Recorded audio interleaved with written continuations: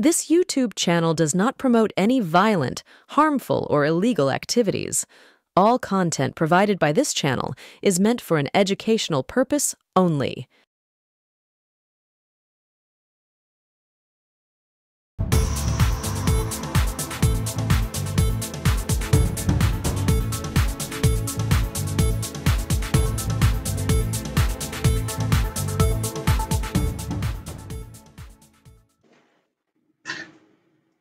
নমস্কার, আবার ফিরে এলাম এনকে ডিজিটাল। এনকে ডিজিটালের কর্ণধার প্রবীর বিশ্বাসের আমন্ত্রণে আমি এখন নিয়মিত বলছি এনকে ডিজিটাল। আজকে আমার বলার বিষয় যে 2026-এর নির্বাচনের দিকে তাকিয়ে মমতা বন্দ্যোপাধ্যায় কিভাবে তার ঘুঁটি সাজাচ্ছে।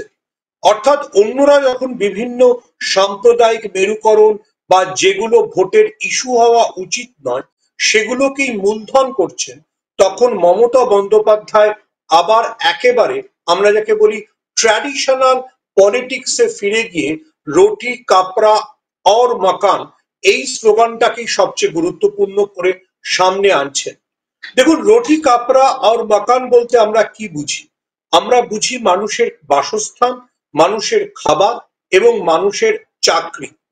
মমতা বন্দ্যোপাধ্যায় যদি দেখেন যে ধারাবাহিকভাবে রাজ্যের কর্মসংস্থানের বিষয়ে গুরুত্ব দিচ্ছেন।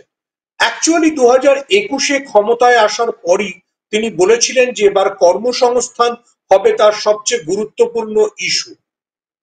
আমরা যদি ভালো করে দেখি তাহলে দেখবো যে আজ বুধবার মমতা বন্দ্যোপাধ্যায় যে সাংবাদিক সম্মেলন করেছেন সেখানেও কিন্তু তিনি বারবার কর্মসংস্থানের উপর গুরুত্ব দিয়েছেন। কেন আমি কর্মসংস্থানের কথা বলছি? যদি দেখেন মমতা বন্দ্যোপাধ্যায় জেলাগুলিতে এক লপ্তে জমি দেওয়ার ক্ষেত্রে গুরুত্বপূর্ণ ঘোষণা করেছে এবং মমতা বন্দ্যোপাধ্যায় যিনি রাজ্যের মুখ্যমন্ত্রী, একই সঙ্গে যিনি শিল্পের বিষয়টা দেখেন, তার ঘোষণাকে যদি আমরা ধরে নিই তাহলে দেখবো যে এক লপ্তে প্রায় আরো 25,000 কোটি টাকার বিনিয়োগ আসতে চলেছে। দেখুন, এ রাজ্যের মেইন স্ট্রিম মিডিয়া বা সোশ্যাল মিডিয়া যে সব জায়গাতে মূলত বামেদের দাপট, বামেরা একটা ন্যারেটিভ প্রতিষ্ঠা করবার চেষ্টা করেন যেহেতু মমতা বন্দ্যোপাধ্যায় জমি আন্দোলনের মাধ্যমে ক্ষমতায় এসছিলেন, অর্থাৎ সিঙ্গুর এবং নন্দীগ্রাম যেহেতু তার 2011-এ ক্ষমতায় আসার অন্যতম পাথেয়, তাই তিনি শিল্পকে পশ্চিমবাংলায় নিয়ে আসার ব্যাপারে গুরুত্ব দেন। কিন্তু আমরা যদি দেখি মমতা বন্দ্যোপাধ্যায় গত কয়েক বছরে ধারাবাহিকভাবে শুধু শিল্পের কথাই বলছেন। তিনি ইউরোপে গেছেন, এবার তিনি লন্ডনে গেছেন এবং তিনি অতি সম্প্রতি জিন্দালদের কারখানা শিলান্যাস করেছেন। আজও তিনি এক লপ্তে, আবার আমি বলছি এক লপ্তে প্রায় 25,000 কোটি টাকার বিনিয়োগ হবে বলে ঘোষণা করেছেন। যে বিনিয়োগের বড়টাই হচ্ছে স্টিল সেক্টরে, অর্থাৎ ইস্পাত শিল্পে। দেখুন, আমাদের একটা জিনিস বুঝতে হবে যে ভারতবর্ষের বা গোটা বিশ্বের পরিবর্তিত পরিস্থিতিতে বিনিয়োগ বা চাকরির সম্ভাবনা শুধুমাত্র বড় এবং ভারী শিল্পে হয় না। মমতা বন্দ্যোপাধ্যায় আজকে যে নিউ টাউনে প্রায় 25 একর জমিতে বিশ্ব অঙ্গন বা একটা কালচারাল এবং এন্টারটেনমেন্ট সেন্টার গড়ে তোলার কথা বলেছেন, সেটাও কর্মসংস্থানের গুরুত্বপূর্ণ সূচক। জগন্নাথ মন্দির হোক কিংবা নিউ টাউনের বিশ্ব অঙ্গন কেন্দ্র, এই সবকটাই কিন্তু কর্মসংস্থান সৃষ্টি করে। কেন আমি বললাম?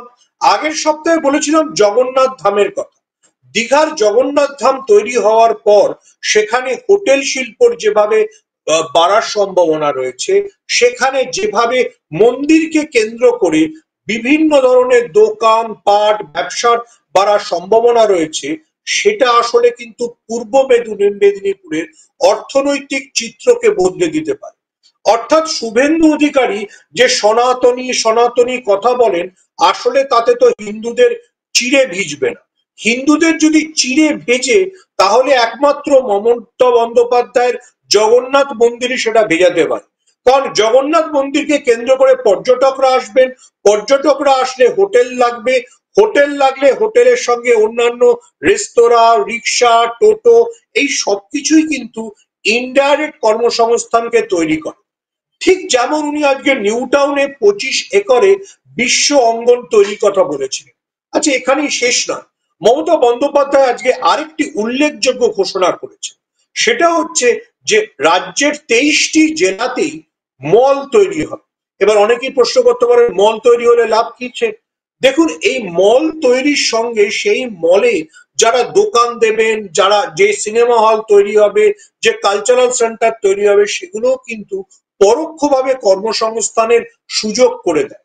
মমতা বন্দ্যোপাধ্যায় বিদেশ থেকে ফেরার পর বলেছিলেন তার কাছে বহু জেলার অনুরোধ আছে যে সেই জেলায় যেন এই ধরনের মল তৈরি হয়।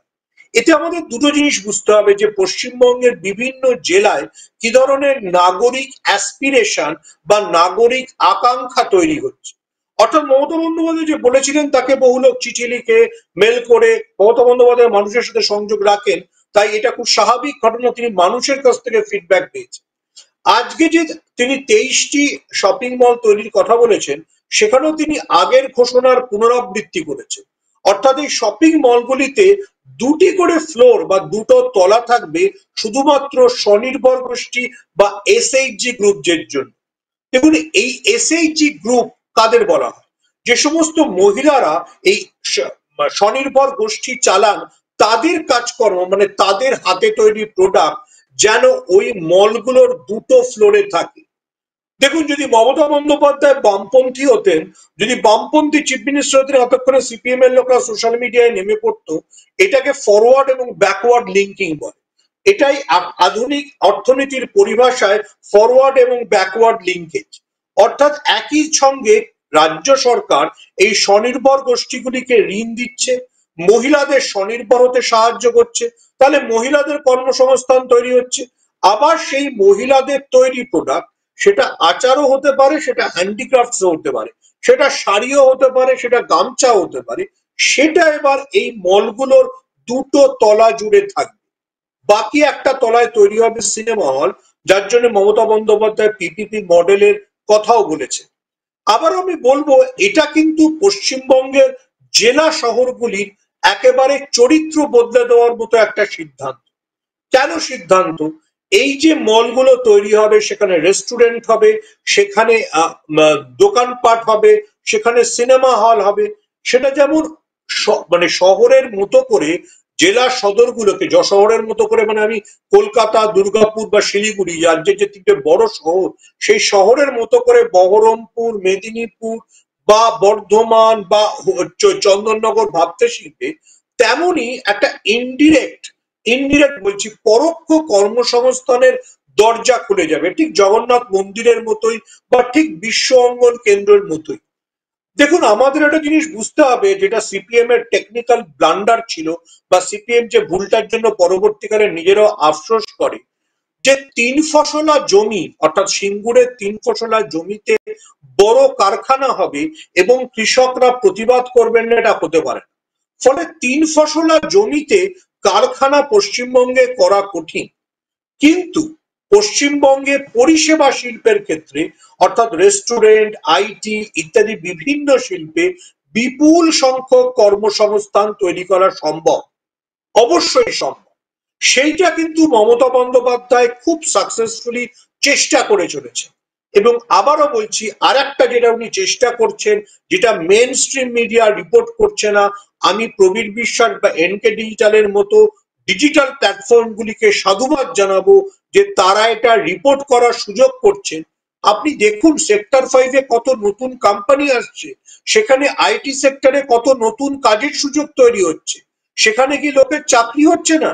এক একটা বড় বড় যখন কমপ্লেক্স তৈরি হচ্ছে, আইটি কমপ্লেক্স, সেখানে 1000-1200 করে লোকের চাকরি হচ্ছে। আজই আমি দেখছিলাম তৃণমূলের আইটি সেলের দায়িত্বে থাকা দেবাংশু ভট্টাচার্য একটি ছবি টুইট করেছেন, যে সেক্টর 5-এ নতুন একটি শিল্প পরিকাঠামো যে তৈরি হয়েছে, সেখানে কত মানুষের চাকরি হতে পারে। দুঃখের বিষয়, পশ্চিমবঙ্গের মেইন স্ট্রিম মিডিয়া এগুলোকে রিপোর্ট করছে। ঠিক যেমন মেইন স্ট্রিম মিডিয়া বলবে না যে মমতা বন্দ্যোপাধ্যায় যদি 23টি জেলায় 23টি মল তৈরি করেন, সেই মল তৈরিতে কতজন লোকের চাকরি হবে, কতজন লোক সেখানে সিনেমা হলে চাকরি পাবে, কতজন লোক সেখানে রেস্টুরেন্টগুলোতে চাকরি পাবে, কতজন লোক সেখানে এসএইচজি যেগুলো আছে অর্থাৎ স্বনির্ভর গোষ্ঠীর যে দোকানগুলো তৈরি হবে সেখানে চাকরি পাবে। এইটা অত্যন্ত গুরুত্বপূর্ণ বিষয়।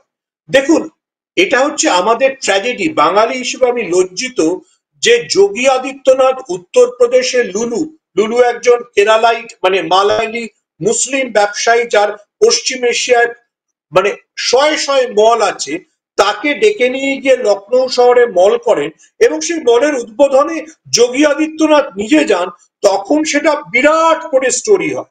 কিন্তু সেই লুলু যখন পশ্চিমবঙ্গে বা নিউ টাউনে, আরো নির্দিষ্ট করে বলতে গেলে মমতা বন্দ্যোপাধ্যায়ের আমন্ত্রণে নিউ টাউনে মল তৈরি করতে চান বা কালচারাল কমপ্লেক্স তৈরি করতে চান, তখন তা নিয়ে খবর হয়। আমি আবারও বলছি যে এই যে মল তৈরি হচ্ছে, সেই মলের সিনেমা হল, সেই মলের রেস্তোরাঁ, সেই মলের দোকান, প্লাস সেই মলের চারপাশে যে পরিষেবা লাগবে, সেই পরিষেবার জন্য যে কর্মসংস্থান তৈরি হবে, তা পশ্চিমবঙ্গের অর্থনৈতিক মানচিত্রকে বদলে দেবে। যেমন জগন্নাথ ধাম বদলাবে পূর্ব মেদিনীপুরের, যেমন নিউ টাউনের বিশ্ব অঙ্গন অর্থাৎ কালচারাল সেন্টার নিউ টাউনকে আরো আধুনিক এবং আরো বসবাসযোগ্য একটা চূড়ান্ত আধুনিক শহরের দিকে ঠেলে দেবে, তেমনি বহরমপুর থেকে চন্দননগর, বর্ধমান থেকে কোচবিহার যদি এই মলগুলো তৈরি হয়, তা বাংলার অর্থনৈতিক মানচিত্রকে বদলে দেবে, বদলাবে সাংস্কৃতিক মানচিত্রকে। দেখুন, বাঙালি চলচ্চিত্রকাররা প্রায় দুঃখ করেন তারা রিলিজের জন্য হল পান না, কিন্তু এবার যদি জেলায় জেলায় সিনেমা হল থাকে, সেই হলগুলো যদি পিপিপি মডেলে চলে, যদি বাঙালি প্রযোজক বা এই বাংলার শিল্প গোষ্ঠীগুলো সেগুলো চালানোর দায়িত্ব নেয়, তাহলে তো কারো সিনেমা হল পেতে অসুবিধা হবে। জেলার যে নাট্য গোষ্ঠীগুলো তারাও এই হলগুলোকে ব্যবহার করতে পারে। দেখুন, বামেরা অনেক কথা বলতো, কিন্তু আমি তাত্ত্বিকভাবে জানি যে বামেরা কোনোদিন জেলাকে নজর দেয়। জেলার যিনি নেতা, তিনি বর্ধমানের যে যতদিন তাত্ত্বিক নেতা ছিলেন বর্ধমানে ছিলেন, যেই তিনি কেন্দ্রীয় কমিটিতে চান্স পেয়েছেন তিনি কলকাতায় চলে এসেছেন। একই ঘটনা বংশগোপাল চৌধুরীর ক্ষেত্রেও ঘটেছে, যিনি এখন সিপিএম থেকে বহিষ্কৃত। সেই জন্য দুর্গাপুর আসানসোলের বিকাশ ঘটে। কিন্তু মমতা বন্দ্যোপাধ্যায় কিন্তু অন্যভাবে ভাবছেন। জেলার নেতাদের জেলায় রাখছেন, তারা জেলার বিকাশের কথা ভাবছে। অনুব্রত মণ্ডল কিন্তু শুধুমাত্র বীরভূমের কথাই ভাবছে, এবং অনুব্রত মণ্ডল বা কাজল শেখরা বোলপুর বা সিউড়ির কতটা চেহারা বদলে দিয়েছে সেটা জানার জন্য কলকাতা শহরের এলিট বাঙালিদের বোলপুর যেতে হবে, বিশ্বভারতী যেতে হবে। বিশ্বভারতী মানে বোলপুর শহর। যদি কেউ বোলপুর শহরে মমতা বন্দ্যোপাধ্যায়ের তৈরি বিশ্ব বাংলা বিশ্ববিদ্যালয় দেখে, তাহলে চমকে যাবে একটা বিশ্ববিদ্যালয়কে কি বিপুল ইনফ্রাস্ট্রাকচার, কি বিপুল পরিকাঠামো দিয়ে মমতা বন্দ্যোপাধ্যায় তৈরি করেছে। জেলায় একটা বড় বিশ্ববিদ্যালয় হওয়া মানে কত লোক চাকরি পাবে। শুধু তো শিক্ষক বা শিক্ষয়িত্রী নয়, বিশ্ববিদ্যালয়ের অন্য কাজের জায়গায়, সমস্ত জায়গায় এই যে চাকরির সুযোগ তৈরি হবে, সেটা আমার মনে হয় সবচেয়ে বড় সিদ্ধান্ত। মমতা বন্দ্যোপাধ্যায় কিন্তু আক্ষরিক অর্থেই, আবারও আমি রিপিট করছি, রুটি কাপড়া और মাকান, একেবারে ট্র্যাডিশনাল পলিটিক্যাল লিডারের মতো তিনি কোন রকম ফালতু মানে যাকে বলে আবেগ তৈরি করা, বাজে বাগাড়ম্বর তৈরি করা, মেরুকরণ, এগুলোতে যাচ্ছেন না। তিনি বাঙালির যেটা প্রয়োজন, তার 10 বছরের শাসন ক্ষমতার পরে 2021-এ তিনি বলেছিলেন যে এবার তিনি শিল্পায়ন এবং কর্মসংস্থান বৃদ্ধিতে জোর দেবেন। দেখুন, মমতা বন্দ্যোপাধ্যায় খুব ভালো করে জানেন সিঙ্গুর বা নন্দীগ্রামে শিল্প স্থাপনের মানে সিদ্ধান্ত কতটা ভুল ছিল। ফলে তিনি কোনো জমি, কৃষকের জমি অধিগ্রহণ করছেন না, তিনি এমন কাজ করছেন যেটা ইনডিরেক্টলি, আমি আবার বলছি ইনডিরেক্টলি কর্মসংস্থানে হেল্প করছে। আপনি দীঘা শহরে একটা বড় ইন্ডাস্ট্রি করলে হয়তো 1000 লোকের চাকরি হতো। উনি একটা জগন্নাথ মন্দির করেছেন, তাতে যদি 100 হোটেল হয়, প্রতিটা হোটেলে যদি 10টা করে ছেলে চাকরি পায়, তাহলেও 1000 লোক চাকরি পায়। এই যে ইনডিরেক্ট কর্মসংস্থান, আজকে পৃথিবীর বদলে যাওয়া অর্থনীতিতে এগুলোই সত্যি। যদি মমতা বন্দ্যোপাধ্যায়, আবারও বলছি, মমতা বন্দ্যোপাধ্যায় বামপন্থী হতেন, তাহলে তার মল তৈরির সিদ্ধান্ত, সেই মলে এসএইচজি বা স্বনির্ভর গোষ্ঠীর জন্য দুটো তলা রাখার সিদ্ধান্ত এবং এসএইচজির মাল শহর জেলা সদরে এসে বেচার লিঙ্কেজ করে দেওয়া, বামপন্থী অর্থনীতিবিদরা ফরওয়ার্ড এবং ব্যাকওয়ার্ড লিঙ্কেজ বলতে। যদি উনি বামপন্থী হতেন, আমি বিশ্বাস করি বামপন্থীরা যত প্রান্তিক মানুষের কথা ভাবেন তার চাইতে মমতা বন্দ্যোপাধ্যায় বেশি প্রান্তিক মানুষের কথা ভাবেন, তাহলে ওনার এই জগন্নাথ ধাম তৈরি করা কিংবা নিউ টাউনে বিশ্ব অঙ্গন তৈরি করা কিংবা জেলায় জেলায় মল তৈরি করাকে উচ্চস্বরে সাধুবাদ জানানো হতো। কারণ এটাই নতুন সিস্টেমে কর্মসংস্থান তৈরির আইডিয়াল উদাহরণ। দেখুন, মানে সমস্যা হচ্ছে যে বামেরা আজকালকার পৃথিবী বা আজকালকার জিনিস সম্পর্কে একদম জানে না।